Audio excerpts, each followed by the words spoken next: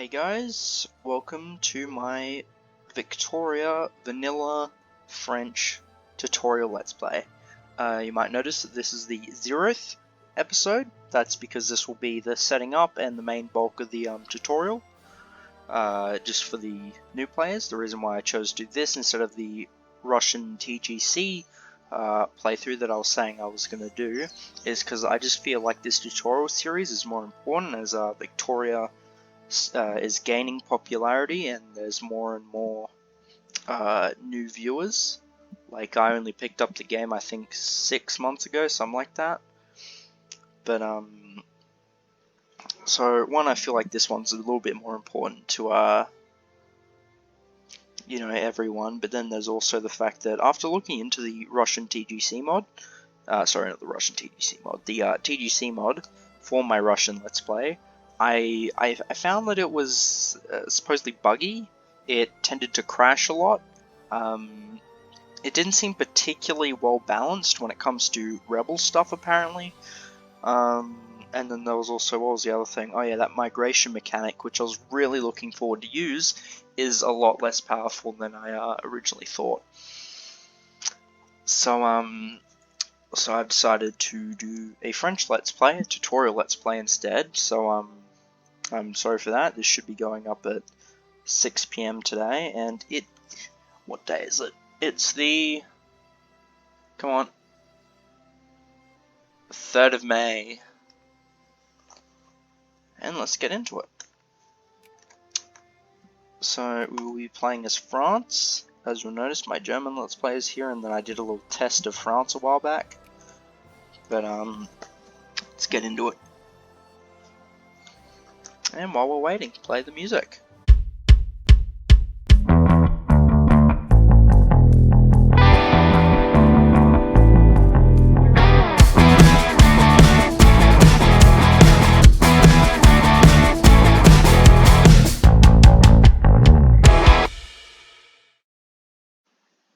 And we're here. So, firstly, starting off the game.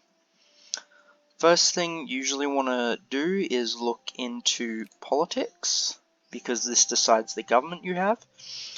So how a government works is by what policies it has. So the current government, which is liberal, is protectionist, meaning I can do maximum tariffs, or not.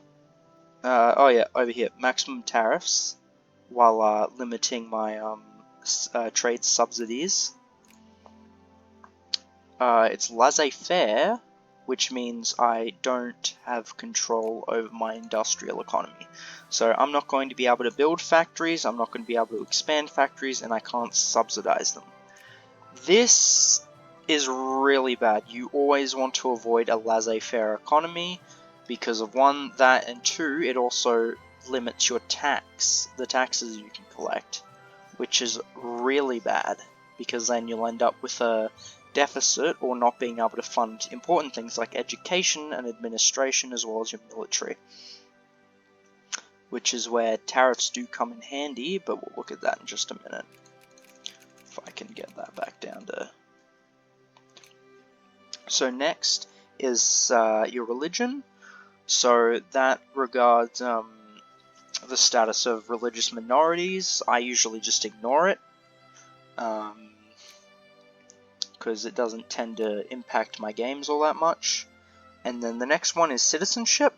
So there are 3 types of citizenship. The first one is residency, where you're where only your accepted, your primary culture can vote. So if I have residency, only the French people in my country can vote. Let's say I had control of Quebec, and I did have French Canadians. Because they're not my primary culture, instead they're an accepted culture, they wouldn't be allowed to vote. Whereas if I had limited citizenship, which is what I've got currently, then they would be able to vote if, hypothetically, I had French Canadians in France or within my borders. And then the final one is full citizenship, where everyone in your country can vote. It doesn't matter if they're Spaniards, Italians, Germans, Brits, or even friggin' Africans. It doesn't matter.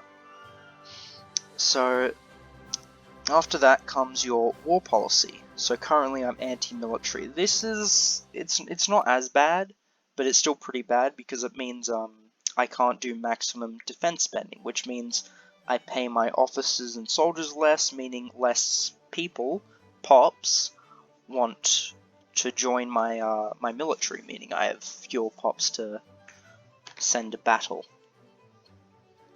So usually what you're going to want is a economic policy of either state capitalism, if I can find it, yep, state capitalism, or a planned economy. They're the two best. Interventionism is pretty acceptable because you can still subsidize and expand factories, but you can't build them. So if you want to industrialize, let's say you're playing as a non-industrial nation like Russia and you want to quickly industrialize, what you're going to want to do is get state capitalism or higher. So there are two ways you can get governments, the right government, well there's actually three. But the main two is you can either select them if you're, I think it's HMM or higher. So there's HMM, then there's absolute monarchy, then there's also Prussian constitutionalism. Also, if you're a dictatorship, I don't think if you're a dictatorship you can change, but if you're a HM's government or an absolute monarchy, you can just click here and go boom, which is what I'm going to do. The second way is to hold an election. If you're playing as a democracy and you have a crappy government like the Liberals and you want to get rid of them because they're strangling your economy, something good to do is to look at your voter ideologies, and if you have a majority in the type of government you want, so like the Conservatives for example, well then you can just happy days have an election and then in, I don't know, a year or something, you'll have a better government. If it's more tight, then what you can do is events will pop up and then you can select different things which will then, depending on which policies you prop up. So let's say I have the Liberals in power and I want the reactionaries in power and they like state capitalism. Then in the events, I just need to select all the state capitalism ones and then they will gain more and more support. They're not going to beat the Conservatives, probably because of the big difference, but that's basically how it works. Anyway, the second way is to use your national foci. So, national foci, you can increase party loyalty. You can also encourage different industries. So if I go into France and then I click on the national foci and I say make more guns, what this will do is then the investing capitalist, if my government permits it, will be more likely to make military factories in this state right here. The other ones are promoting different pop types. So if you're in dire need of certain types of pops, let's say you're in a war, you might want to change your highest population states to soldier pops. So that way you have more soldiers in your country, so that means you can have more people to fight the war. Another one is going for officers. If you don't have enough officers, if there's a good resource in a state, this is the RGO, so this shows you which resources are collected where. The more green a province is when you click on it, the better it is when it comes to RGO output, which is resource gathering operations. So let's say I'm looking in this one. I want more coal, more iron, all that jazz. So what I'm going to want to do, if I click back onto the politics, I'm going to want to set a national focus to labourers. Because what they do is they are the ones who mine stuff. Farmers are the ones who farm stuff, like, you know, it's pretty self-explanatory. But I usually don't focus on that. You could if you want, but I usually don't. Next is craftsmen. So what craftsmen do is they work in factories. So let's go to an industrial thing. So this is the capital. I don't have enough craftsmen to fill these out. So what I'm going to do is click this, and this will encourage craftsmen in my state. And then I can also prioritize which ones they go to. So then let's go over here. Let's remove that.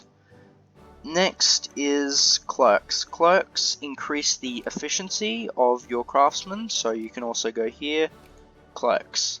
And then, so usually you want, like, I think it was, usually an entire one of these people, so 1/5 of the people that work in your factories is clerks. I usually don't bother with it though, just because I'm lazy. Next is clergymen. What they do is they educate people. So currently I've got 58% literacy, so let's say I was playing as Russia. If I'm Russia, what I want to industrialize, what I want to do is start going around making each state have more clergymen, because what that will do is increase my literacy over time. Okay.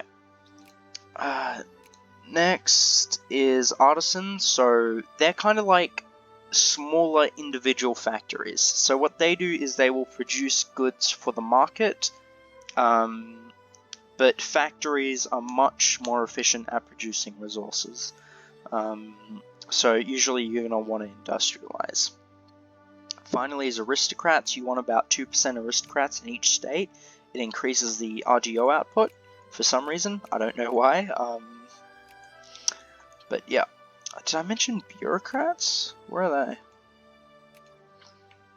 Bureaucrats. Here we go, bureaucrats. So what bureaucrats do is they raise the administration efficiency, which is over here. So what that does, it is, if you have a high administration efficiency in each province, the more tax money you'll be able to levy. Okay. That's pops. Next, let's see, so trade, you're usually just not going to need to bother with this. It usually, you just don't bother with it, but usually once I have a big surplus of money and I'm really big, I'll usually put some money into the trade window. And so how this works is you basically set a maximum and minimum stockpile. So let's say I want a ton of ammunition because I'm going to war. One, this is going to be very expensive, but two, if I do choose to do that, which I'm not, I'm just going to set it back to auto, then I will start buying up all the ammunition available to me until my stockpile is full. So how trading works is this game is so your status, like, how should I put this? Your rank. See, I'm currently rank 3. So how it works is when items are created, when resources are created within a country, the country will use all those resources that it needs, and then whatever's left over will then go to said country's sphere of influence. So let's say I make 500 guns in France, right? I only use 200 of them. I have 300 left over. So then my sphereling, who is the Papal States, because they're in my sphere, as we can see here, they will then get dibs on my stuff. So let's say they need 50 guns. So now I have, 250 guns left over. Those 250 guns would now go to the international market in here. And then because Britain's the #1 great power, they will then get access to my guns, as well as all the leftover resources from every other country. And then next, all their spherelings will get access, And then after they've gone through all the stuff, then Russia and all of their feelings get it. And then France and their feelings, Prussia, their feelings, and so on. So, how feelings work is, if you're a great power, you can sphere a nation, right? And how you do that is through the diplomacy tab. You can also right-click on a country, and then you'll be, in the menu, they'll be selected. So let's say I want Sardinia Piedmont in my sphere. What I need to do is increase prios. What this will do is invest, influence points into Sardinia. So, the higher your relations, which I can do by increasing, the faster and more points you'll be able to pump into Sardinia. So, once you get, I think it's 50 points, you just click increase opinion, and then that will make them, if they were neutral, like they are with Britain, then that would make them cordial. After that, another 50 points, and you get friendly, and then after that you need to pay 100 points and you can add them to your sphere. So, how spheres work is that, so if, Papal States, they're in my sphere. Because they're in my sphere, they're more likely to accept an alliance with me. Not only this, they're more likely to accept military access, and vice versa. So, and then I also get access to resources. I get first dibs on the resources created in here. So let's say they make 50 canned food, right? Before it goes on the international market, I gain access to it because they're in my sphere. So they make 50 food, they use 25 of it, I need 200, and then I source 25 because 25 is left over from their production, and then the rest comes from everywhere else, right? So that's how sphering works. Also, other great powers may try and take a country out of your sphere, so when that happens, you can discredit them. So let's say Britain's doing it, I'll click proceed, and then I'll discredit Britain. What this will do is, I think it lowers their relations, so British Papal States relations will go down, and they'll also be flagged with, and they won't be able to invest as many points. It will make it much more difficult for them to invest points. The second option is to expel advisors, which will basically turn their infamy to 0. So if Britain expelled all of my advisors in the Papal States, then this number, 25, would go down to 0. The final one is banning an embassy. What this will do is put their points, their influence points, down to 0, and it will prevent them from putting points in for a certain period of time. Whew, okay. Spheres, great powers, trade. Next is technology. So, there are different technologies. The most important, I would say, would be army, culture, and industry. Commerce is nice, but culture basically makes it so culture increases your prestige with these ones. Philosophy increases the amount of research points you get, which then increases how fast you can research things.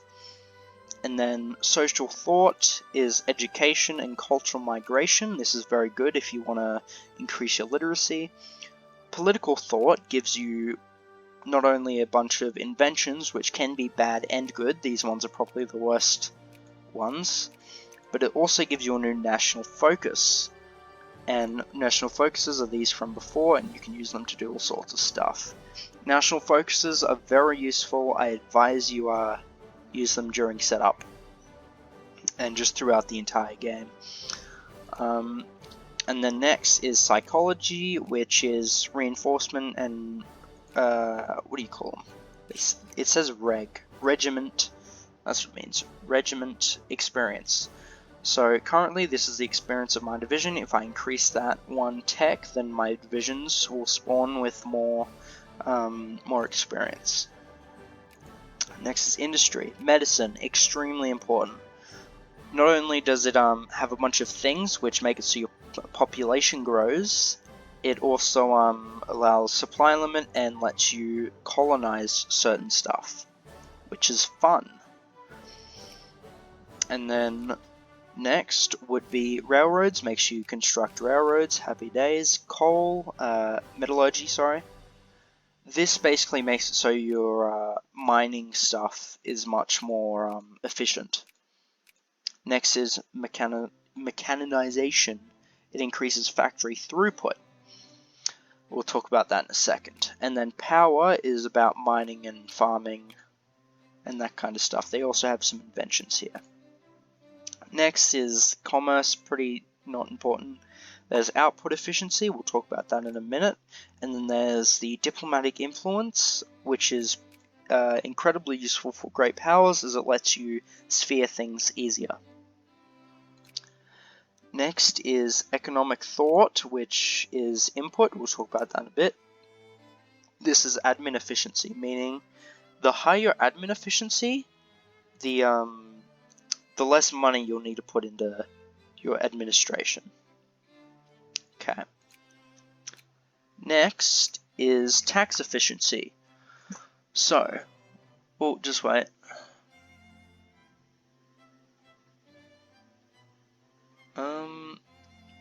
I gotta do this. I'll be back in a second. Anyway, my uncle just gave me a text telling me that it's May the 4th tomorrow. he said like, hey, what? Oh, and here he is again. Okay, sorry about that. My uncle was just reminding me that it's May the 4th tomorrow. Reminds him of when I was cute and little. But tax efficiency. So, tax efficiency increases the amount of the effective tax that you can levy.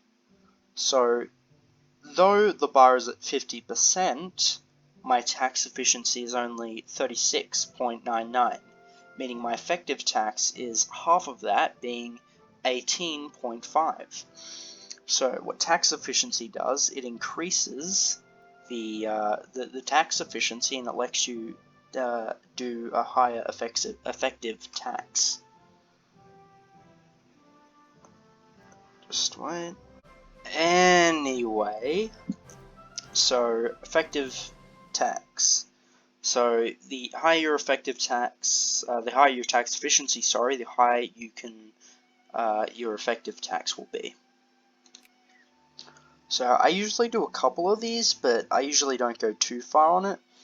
But yeah. So next will be your naval tax. So did I actually talk about all of them? I think I did. Output, yeah, I did. Naval tax. So first is naval leadership. So what this does, it increases your naval organization and gives you a couple of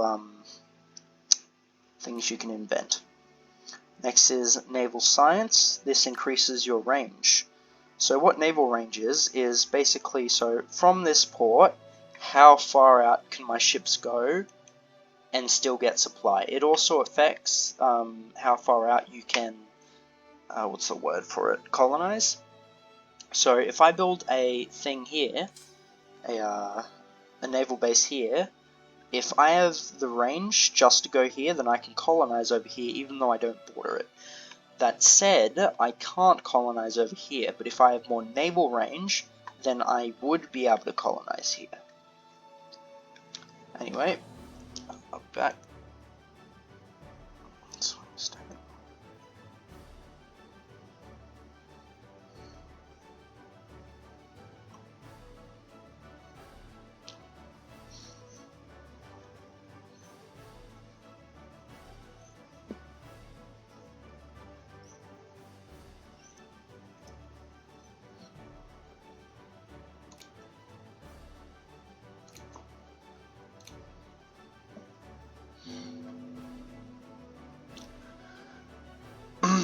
So, next is naval engineering. So this basically just decreases the build time.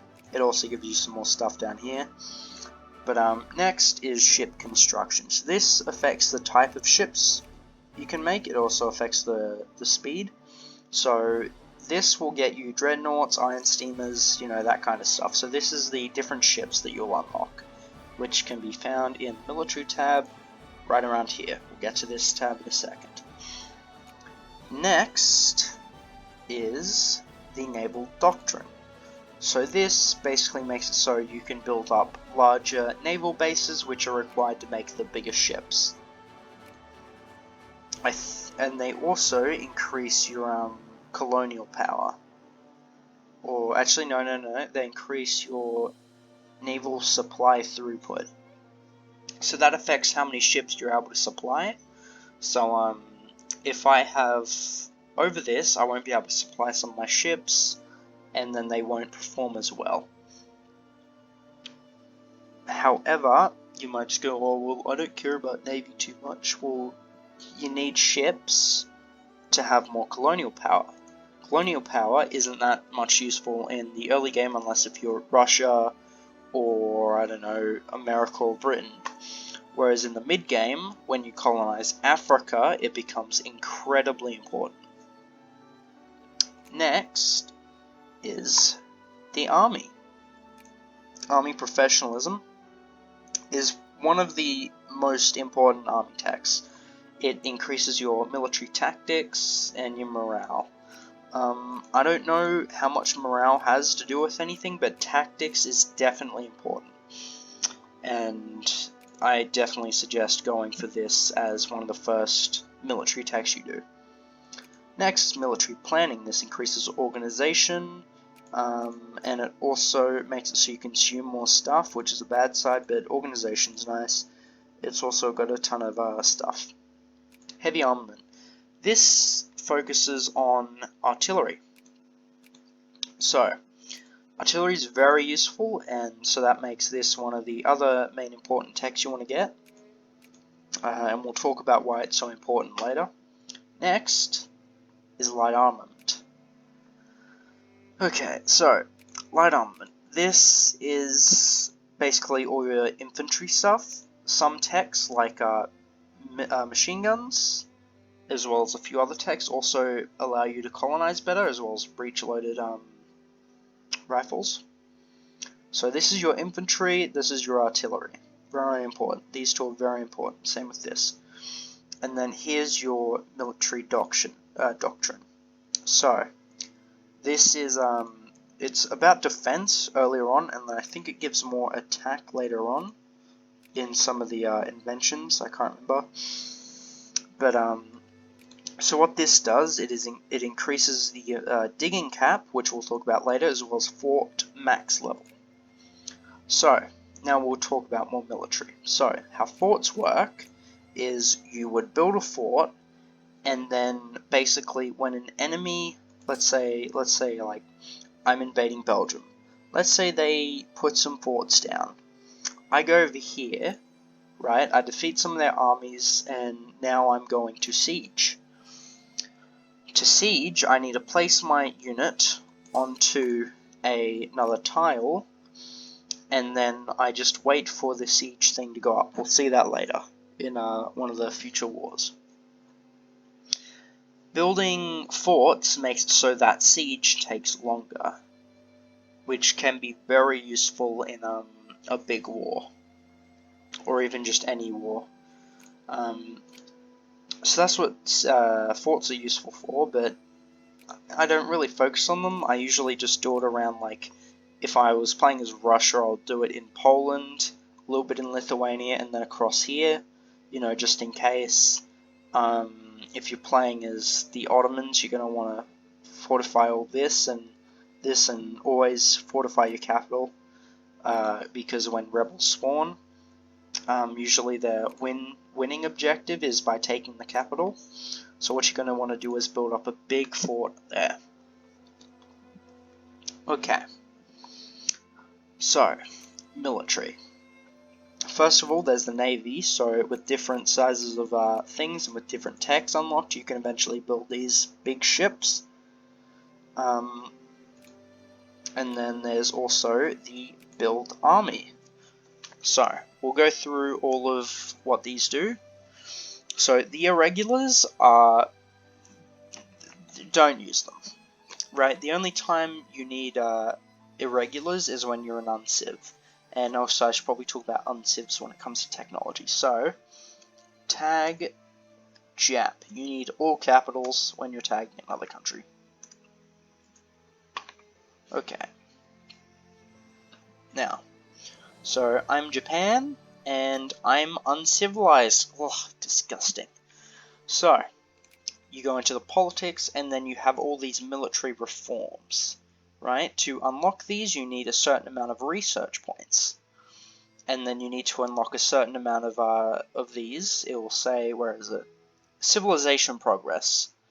10%. So this will increase my civilization progress to 10%.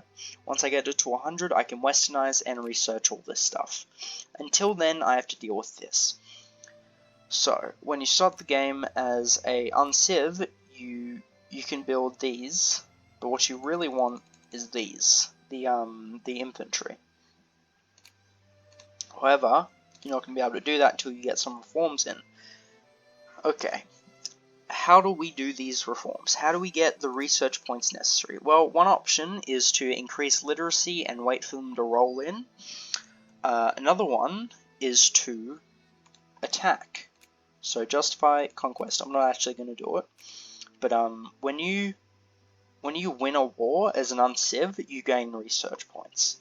So if you're playing as Japan, and I recommend watching Shenri, he did a really good playthrough of Japan. What you're going to want to do is just invade another country, which will get you more points, which will make it so you can strengthen your military, you can invade more places, yada yada. Eventually you gain enough and you westernize them. Boom. Fantastic. However, let's go back to France. So, as France, military, I don't need to worry about that, because I've got all of these. Happy days. So, infantry. So what you want to do is have... how do I put this? Okay, so what infantry are good for is defense. Guards are better at attacking, but they're not too good for defense, so I usually just use infantry because they're just like everywhere. I don't really micromanage this stuff too much. So what you're going to want to do is usually have about 4 infantry, 1 hussar, and then the rest be artillery. So you want half of your army stack to be artillery. However, if you have access to engineers, you're going to want to swap out an artillery for an engineer. However, I don't. So this is my army stack that I'm going to want. The reason why we want hussars is because they give us reconnaissance.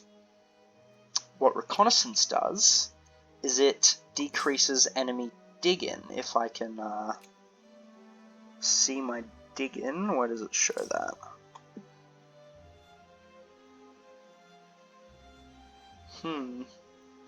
Where does it show dig-in? I don't know. But basically, when you attack an enemy, what happens is that... so let's say I have an enemy here and I go to attack them with that. Well, we'll see this more later on. But what will happen is I will get... because I'm attacking, points will be deducted from me because I'm attacking into a forest province. See how it has defense there? And then also the fact that I'm crossing a river here to attack. So that will decrease my points for attacking. I think they call it like a dice roll or whatever. I don't know what they call it. But you also get the points for your commander and that kind of stuff, blah blah blah. What was I originally talking about? Jesus Christ. Yes, dig in. So what the cavalry does is it reduces the enemy dig-in, and dig-in, so if they have like, I don't know, 2 points in dig-in, then my cavalry will get rid of that. and dig in would give them points where I don't want them to get points. Anyway. Jesus, I probably should have went for a smaller fucking thing. It's like 30 minutes. Anyway, so you want reconnaissance in your army because it will give you recon efficiency. So that's the standard army stack that you want to go for. Let's clear this. Yes, cancel all. So there's the infantry, which is what I said before. Cavalry has, they're decent for attack and defense. You usually just use them as an unciv and then forget about them later. They do have reconnaissance, which makes them useful if you can't afford hussars, because they have luxury clothes, which are expensive. Artillery. Now, artillery has a support bonus, which means if they're in the back row, their stats are multiplied by whatever numbers there. So 200% means they would be, if it was 100%, they would be doubled. If it's 200%, then they'd be like quadrupled or something. I don't do math, I just live here. Okay, that makes it so if they're in the back row, they do more damage. That's all you really need to know, which is why half your army will be artillery. Engineers, they help with sieging. They also have good defense, and they also have support, which is why we substitute one artillery for a for one of these guys, the engineers. Next are guards. Guards can only be recruited from a primary culture, but they do more attack. They do less defense though, which makes them, they're good for attacking, that's about it. They also need luxury clothes, I think. And then dragoons, they are focused on attacking, but I don't really use them. They do have reconnaissance, which makes them decent, but next is, I don't know how to pronounce that. It's like cuirassiers, something like that. They're just focused on combat. I don't advise using them at all. In my opinion, they're trash. Next is tanks. They're really good for attacking. They also do good siege, so once you get tanks, you don't need any of these guys in your army, you just need a tank. Next are planes. Planes have support, which makes them pretty good. Another thing that makes them pretty good is their huge reconnaissance. Another thing that makes them spectacular is their defense. I remember hearing about something like a guy just had an army of planes, and it took down like an overwhelming force of other guys, and he didn't take many casualties. These things are overpowered in defense, apparently. I haven't used them personally for defense. That's because I only heard about that recently, and then looked at it and I was like, oh, that's true.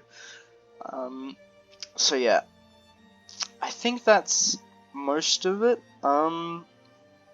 There's also events in the movements and stuff. So we don't have any movements or rebels right now, but as I conquer other lands, so let's say I take this, which I plan on doing, there's going to be Germans and Prussians alike in here that will say, we don't like living under French occupation. So what they will do is they will start a liberation movement. What liberation movements do is they drive up crisis tension. So everywhere that's blue, or well coloured in general on this map, a crisis can happen there. So what would happen is that, let's say I'm going to tag over to Greece. Tag Greece. Tag again. So what I can do, because I want this land back, is I don't know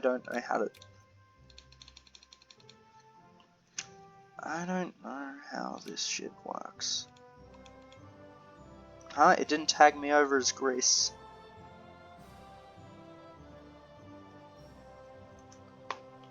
Here we go. Okay, yep. So I can do the increased tension. So what that does is it will increase the amount of tension that forms here, which then will lead to a crisis, which then will drag in a bunch of great powers. And as a small country, it's a very good way to gain land.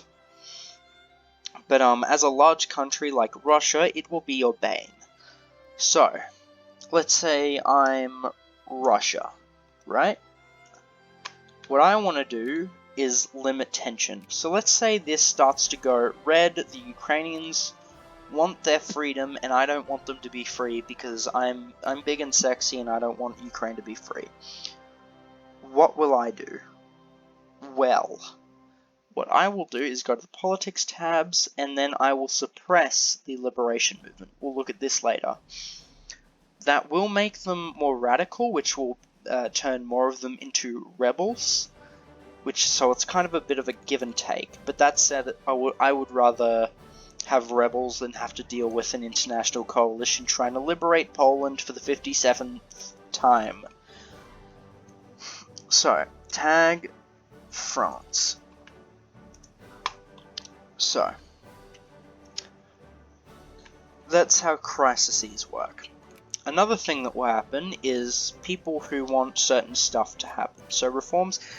So usually liberals will want slavery outlawed. Oh, I have slavery allowed. That's sad. They'll basically want to change a bunch of this stuff up. So what they'll do is they'll start movements and protest and go on strike and all that kind of stuff until I pass a reform. If, let's say, 1 million people want weighted universal voting, but what I do instead is go for free press, but no one wants free press. Let's say some people want free press and some people want state-controlled trade unions. If I go for the free press, then that will radicalize the trade unionists and the voting franchise. So what I can do is I can suppress both of those groups and then pass the reform I want, and it won't radicalize them. That said, the act of suppressing does radicalize them, so it's a bit of give and take, but suppressing is always better than letting them radicalize by just doing things willy-nilly. So, that's movements, and then here's decisions. So decisions, I don't know what the benefits of this is, it just seems like it's bad. I think there's another one that you can do later, but I don't know. And then there's other things that you can do. You check here to see what you need to do them. What's this? Fair enough. But yeah. Also, some of those reforms. Usually, I don't like passing these ones, other than trade unions. Trade unions are really good because it makes people want social reforms. So, what social reforms do is exactly what it says. So, minimum wage, I don't like this one. Maximum work hours, I don't like this one. Safety regulations, it's not that bad. Unemployment subsidies are pretty nice. Pensions, pretty nice. Healthcare and schooling system, they're the main ones you're going to want to get. Healthcare makes it so your population grows faster, and also makes you more attractive to immigrants. If you're a country like America, you're going to want as much immigrant attractiveness as possible. But in the old world, that doesn't really matter. It's mostly the population growth that's nice.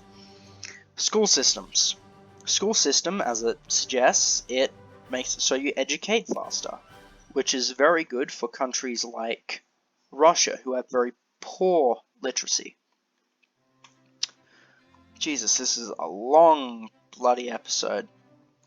Populations, this is just the pops. It shows you all the stuff that's nice, the issues that people think, this kind of stuff. It's pretty self-explanatory. And then you can also manage, so this is going from highest pop to lowest pop. So usually you're going to want to go for these ones. So let's say I want to drive my education stuff up, I'm going to want to go for these two, because they have the highest pop.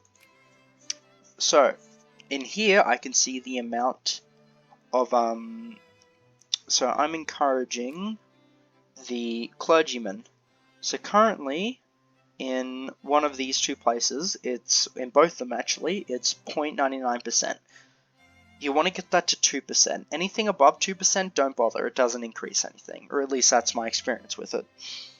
So 2%, that's my golden number for it, so you want to keep going until that goes 2%. Same thing with most other things. but other things you're going to want to just go ham fist full in. But yeah, I think that's everything. So I don't know, should I start? Yeah, I'm gonna start. Okay.